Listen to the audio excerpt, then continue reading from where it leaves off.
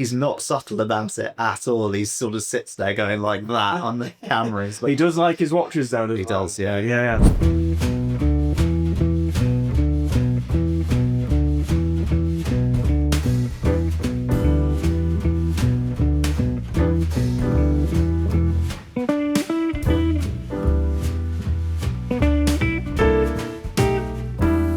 Welcome back to A Moment of Your Time. Today we are in London, in the heart of vintage watches, and tucked away in Burlington Arcade, we are with Dan from Somlo. Dan, thank you so much for coming onto the channel. Thanks for asking me. You are one of the biggest names in the vintage watch community. Somlo is recognised internationally as one of the pride and joys, especially when it comes to vintage Omega. But tell me a little bit more about yourself. How did you get into vintage watches? What's your background? It's a family business. So I've got, my father kind of built the business really, but my grandfather actually started it after they came over from Hungary. They started stalling out in Portobello basically and going, around selling watch chains and pocket watches, things like that. So my dad kind of took it over, the brick and mortar shop. Quite a few years later, here we are. And I think we are probably one of the sort of longest running vintage antique watch shops in the UK. In 2008, it kind of came into its own vein, really, didn't it? Because you actually are in partnership with Omega, which is quite uncommon for a vintage watch dealership. So how did that come about? What's the background there? So 2007, they approached us. They kind of wanted to really push their vintage side a little bit more and bring about a bit more awareness of their history. And we were sort of suggested to them. They asked us if we'd like to represent it. As you said, London's a major sort of vintage watch hub. Yeah, we clearly had an okay reputation. So they were happy to ask us if we wanted to get on board, and we were more than happy to say yes. We've always been big fans of Omega and love their watches, so it's a great kind of position to be in, and it really sort of gathered momentum with the Omega Mania sale, which sort of really kind of launched vintage Omega into kind of collectors sort of crosshairs really. Amazing. But it's not just them that you do as well. To see you branch into many different brands, which we will be going over today. I believe that you trained as a watchmaker actually, which is again quite uncommon for a watch dealer. I mean, we know our watches, hopefully we like to pretend that we do, but you actually know the intricacies and the inside and outs of these things. Do you think that helps you with being a dealer? Yeah, absolutely. I think when I first decided to sort of go into the business, originally I was actually trained to be an architect, but it was 2008, which was not the best time to be going. Yeah, property wasn't exactly booming at that point. No, I think it was struggling to get unpaid work experience. And I ended up coming to the shop for a few months just to kind of work over the holidays and things, and fell head over heels in love with watches, and I haven't looked back since, really. Well, you've got a fantastic selection to show us here today, so I'm going to let you guide me today. And basically, this is, I think, is a great representation of what you guys at Somlo, what you're all about. So where do you want to begin? I'll start with what I'm wearing, actually, I think. So this is what really first got me interested in watches were Speedmasters. Like I said, this was around about 2008 when we first joined up with Omega, and I'll never forget it. My dad brought home the Omega Mania catalogue, and he was like, have a look through this. What do you like? What sort of things interest you? And I had no idea about anything, and I kept pointing at Speedmasters saying, I like these ones with lots of hands on them. Flat dial. I think that's cool. And that has come to some influence a little bit. Yeah. And, so I got my 18th birthday present was my first Speedmaster. Love it, still have it, and it's nothing special, but I had no interest in watches at the time, and I wore it every day for years. And then after getting into the industry a little bit and studying watchmaking and learning a bit more about movements and things like that and Speedmasters, I found a 321 Speedmaster, and I was like, okay, level up my game a little bit. Yeah, I mean, the insert on this is one of my favourite things. It's sort of like this ghosted grey sort of colour, dot of a 90 bezel. This is really lovely condition.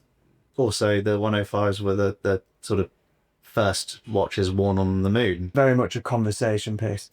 Well, there's lots of other Speedmasters here. Some that are very, very, very beautiful. So yeah, so I've picked a few sort of highlights here. This is a 2915-2. So one of the very, very earliest Speedmasters. I think this one's 1958.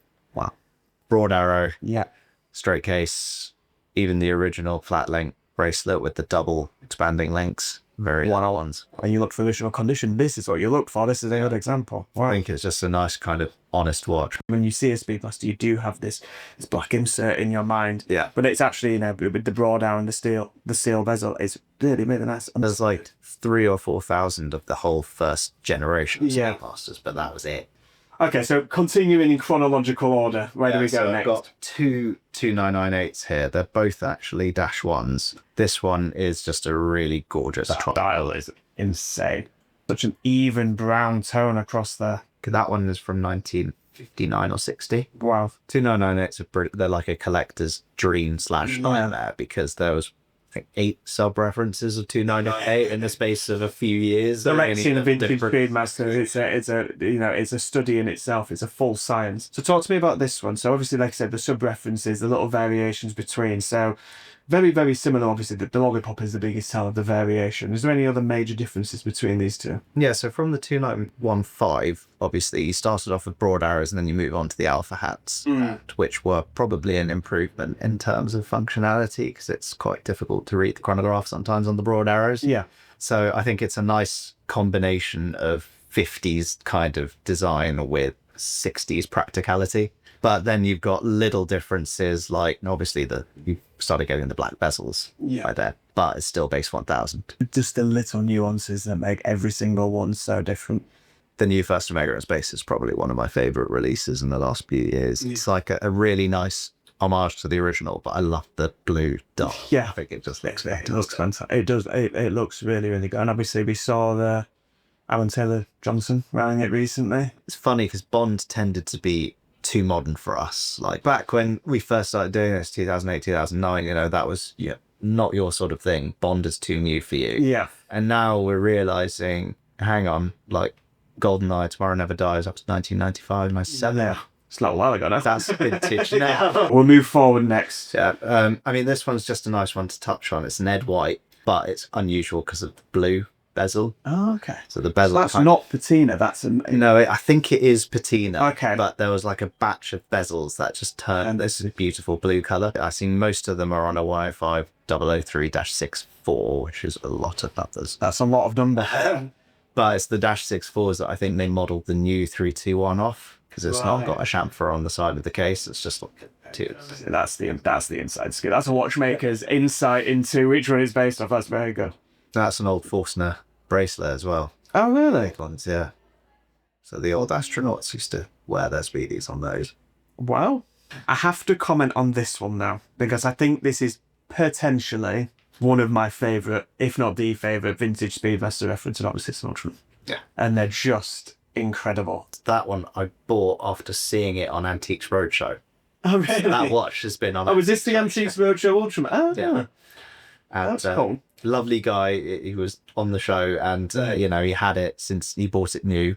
His family had all these postcards that he sent off to his family to ask for money to buy this watch, and yeah, I remember he had everything. Funnily enough, Antiques Roadshow the other day posted a video of the best sort of watches that they'd ever seen on there. I think this one was in there, and I remember seeing. I hope that it should be because it's just wonderful. There's something about just the orange hand, yeah, and that's it. That's the only difference, and it's such a cool little thing. Oh, sorry. But the dials are also different as well. They're a more glossy black if you look them next to a normal Speedmaster. So this is 68? 68. 68. This is a military Seatmaster 300. Wow. Which again, similar story to the Ultraman. I bought this from the original owner, which is important on these because that T on the dial can be added afterwards. Yes, yeah, you've got to be very, very careful. Yeah. You got all the MOD engravings on the back there. Incredible. And he was actually a diver. He was involved in raising the Mary Rose. He even gave like some of his logbooks and stuff like that. The watch itself with the mil spec, fixed lugs and screw down crown. It's just, that is fantastic. I mean, like I said, the provenance is important with these. Having a bit of information as to obviously who this was issued to is half the battle, really. And it's, but this is why you guys do what you do. Being able to get your hands on these ultra rare pieces with that provenance. But that is lovely. There's another great diver here. I know we're moving off Omega, but this is, if I'm not mistaken, this is a 1680. It is. We don't tend to sell any sort of Rolex sports watches. I mean, aside from the fact that we have our partnership with Omega and Rolex to make it. Yeah. Always It's not eye to eye to eye, but we sell a few of them. You know, some of the dressier ones or the weirder sort of 70s stuff, like some of the Midas watches, which is very cool. Yeah. But this one is my own, and I always kind of wanted to have like a 1680, like a nice old style sub. But the reason why this one is cool was because we have a good relationship with sort of Hollywood costume designer. We've lent a few watches to them over the past, which they use for films. This is one of the ones that we've lent. And so this is the Rolex sub that Mark Wahlberg wears in All the Money in the World. Wow. And they borrowed it from us. My hands. That's very, very cool. So that's actually from your own personal collection then? Yeah. Oh, cool. No, they came and they said we need like 70s Rolex sports watch. And we're like, well, we got this one. Yeah. And, you know, it's not the only watch that we lent. Christopher Plummer, I think, wears a Patek. Yes. Yeah. And we've been working with them for a long time. That's fantastic. Janty 8s. That must be interesting when watching a film to say, look down at your wrist and look up and say, yeah, that's mine. That was cool. Yeah, we were lucky we got to see one of the previews, I think, for the film, and obviously I wore it. Yeah. And he's not subtle about it at all. He sort of sits there going like that on the cameras. He does like his watches though. He does, yeah. Yeah. I'm surprised I didn't try and buy it off you. I think he said to my mum, my mum went to pick it up and she met him, and I think he was like, oh, I'm really tempted, but still waiting on a call. There we go. Well, if he's watching, it should be amazing if he was. There you go. It's still available if you want it. This is potentially one of the best looking DeVille chronographs I have. It's not potentially. It is the best looking DeVille chronograph I've ever seen. So the brushed blue on that. Wow. So what's the story with this one? I bought that from a mutual friend of ours. Yes. Who also loved it, and he told me at the time that he was overcharging me for it because he loved it. But you know, that's the problem with when you're a dealer and a collector at the same time. Sometimes you have to think with your heart rather than with your head. And I love it, and he still tells me to this day that he misses it. So the condition is immaculate on that. It's pristine, and the blue is so striking. Paired well with the strap, with the stitching as well, that really brings the dial out on that. Then we have to come to the big gold watch on the table. So talk to me about this one. This is just one of my favourite gold bracelet, gold watches. Like, if you're going to go for that sort of look, then I couldn't think of a better one. So it's the first limited edition Speedmaster. Made in 1969, the tribute to astronauts. Like the first of the Apollo 11 limited editions. Yeah. Solid 18 karat gold. It weighs a ton. Yeah, it's a heavy, it's a chunk. Even the dial is solid gold, onyx markers, and they made 1,014 of them. Astronauts were all given one of these, and they had their own dedications on the back. Yeah. A few important members of, related to the space program or to Omega were also given some. I think Nixon got offered one and had to decline it into that. And Agnew, his vice president, both offered. And I think there's both at the Omega Museum at the moment. And a few of the astronauts ones have come up recently, which have fetched some pretty big prices, which is nice and reassuring to see, because I think they should be worth it. Yes. But the thing I love about this one is that it is just pristine. And obviously with these big gold tool watches, they tended to be kind of used and abused. And like I said, condition with vintage. It's everything. And like I said, I think there's not a single bad condition watch on this tray.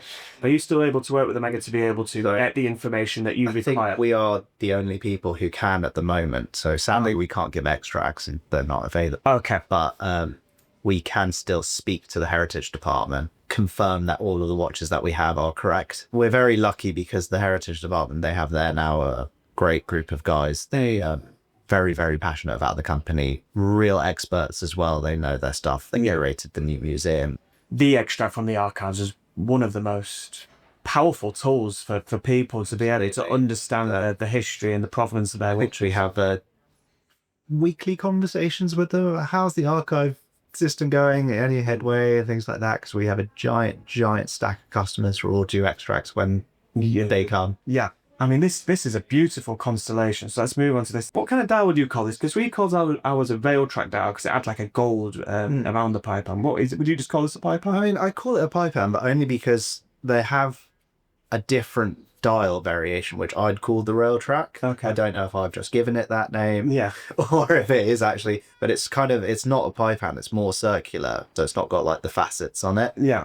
This is beautiful. So what year is this? 1960, it's just a really pristine example. It looks like it's been stuck in a drawer for most of its life. I want to talk about Cartier. This is one of the coolest ladies Cartiers I have ever seen in my life. So what's the situation with this one? So this is going back to Cartier well before most of the things that we know today. This is a 20s Art Deco cocktail watch. Wow. And this would have been like a watch to be worn to the opera and things like that, you know, platinum, which Cartier were big sort of early adopters of as a material. This one in particular is really special because of the bracelet. And the bracelet is made of strings of tiny seed pearls. Wow. And these would have all been natural pearls back then. And natural pearls were the most valuable things in the world.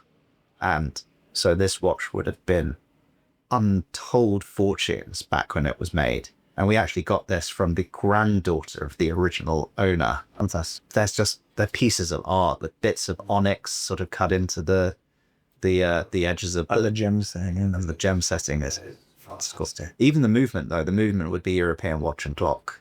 Oh, wow. Obviously the Yeah. ancestor to JRC.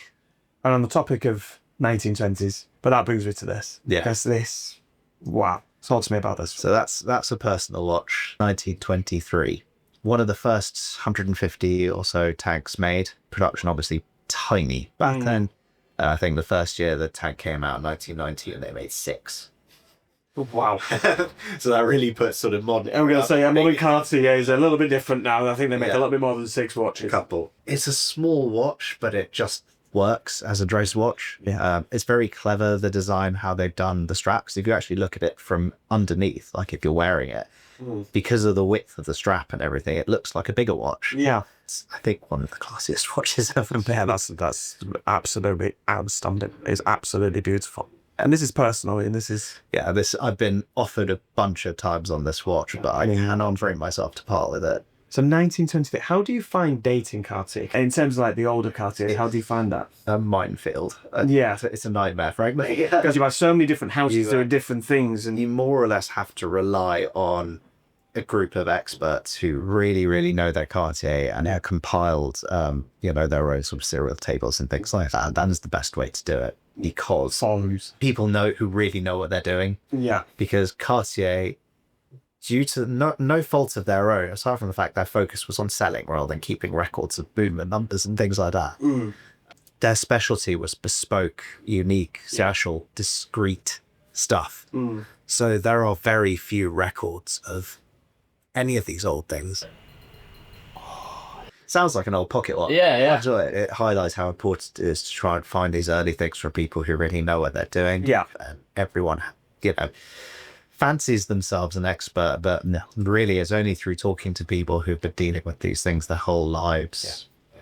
Again, the only way you can learn is through what you've seen and what you've experienced and what you've held in your hands, and trying to understand all that. These people who have held hundreds of thousands of Cartiers will have the knowledge, but this is also the important thing with keeping records. It's why, again, like what we were talking about with Omega and the extract from the archives, and these details are so important. Yeah. So we've got 2 Pateks here. Relatively unassuming looking. Yes. Okay, let's start with this one. That is a reference 570. Yeah. That was the biggest kind of the original style of Calatrava. So Calatrava was originally the reference 96. Yeah. Which came out in 1932. But it was that Bauhaus design wristwatch with the 3-body case, flat bezel, really lively long lugs, and it was kind of their first serial production wristwatch.